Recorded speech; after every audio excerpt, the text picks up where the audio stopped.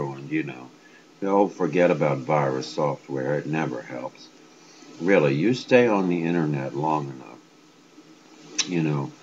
and you do enough hours every month, and I had a voracious appetite for the internet when I started, and I was a little bit paranoid, because I was always thinking of new links and new places to explore, and something was telling me that there was a presence in the world that wanted to limit my internet explorations. I don't know what it was. I thought, this is another FBI trick. We can only analyze a person that's got regular habits, so he's got to have them, right? So I wanted to explore every area possible. And, it takes a long time. There's so many areas. There's only so many days in the week, you know what I mean? And so I'm exploring all these pages, going into all different kinds of things, and reading and reading and reading for hours and on end. And in December of one year, after I lost I decided I would abandon my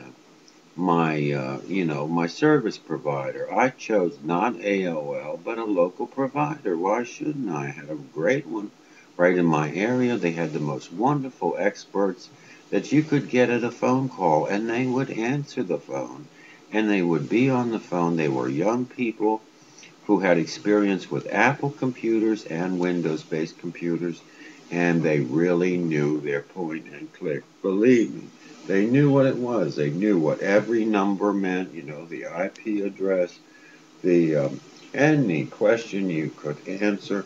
The only problem I ever had with any of their operators was they had a very scrupulous Chinese boy. Very scrupulous, And so I was asking one question and wanting him to give me the answer.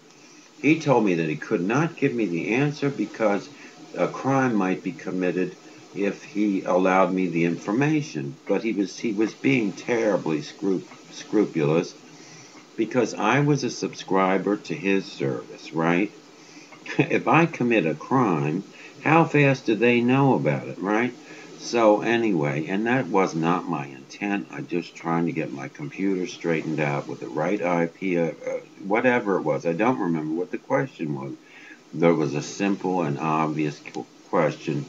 The Chinese boy should go to work for the FBI, and solve, what is a crime, what is not a crime on the internet, You start with the FBI. That's the way to go. But, I didn't have time to talk to him about that. But anyway, I finally got off the phone with him.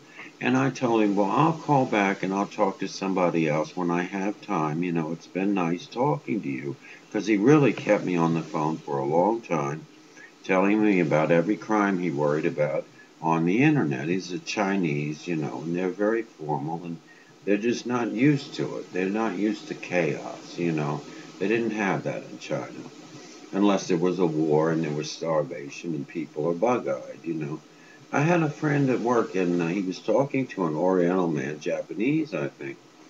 And, when he was making his explanation about the gospel, or whatever the hell it was, the ethics, based on Moses or whatever it was, his eyes got real big, and he was saying, yes, this is it, and he's telling the guy, with his big eyes, well, he was happy, he wasn't crazed like I just made my face, but anyway, but it made me crazed. It really did. I said, Richard, squint for Christ's sake, Richard, squint. And, Richard would not squint, And the poor man was suffering watching those eyes, because in the Orient, if your eyes are wide like that, it means that you're insane from starvation.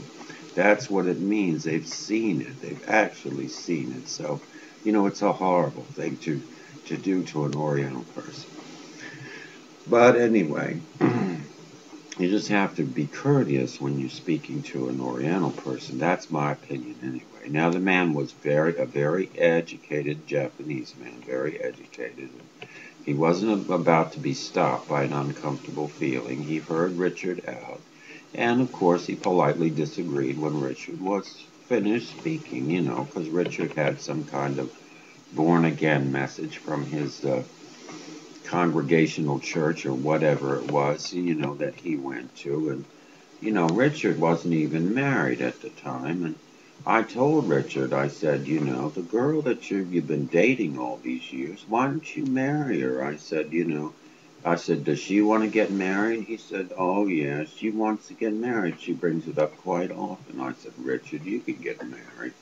I said, it's a companion, someone to help you in your life, help you do the things you enjoy doing. That's what marriage is. That's what you do for each other. You help each other do things. And he finally got it, and he said, well, Richard was so, antisocial, he never thought about children. But anyway, he said, well, yeah, maybe I should, and I said, I'll think about it. And the next time I went back to work, which was, a long time later, because I had to leave my job to do something for the family, and I was away for almost a year, working with my family, and I had to come back, and what do I find? He shows me his wedding picture. He's got a Marine wedding and everything with the swords and all that stuff. And bingo, his wife calls on the phone one day. My goodness, what a voice on the phone, I didn't recognize who it was, and she wanted to speak to Richard. I thought, wow, Richard, somebody's calling for you. I don't know who it is. So anyway, I got Richard to the phone, he smiles. It's my wife, he said. So anyway, I couldn't believe it. I really didn't. But anyway, that's another story. But where was I? Okay, the engineering terms, you know how to use, well, not only engineering terms, but various other studies that you had to go through when you studied engineering. You had to take introductory courses to all kinds of things, history and sociology and psychology and all that kind of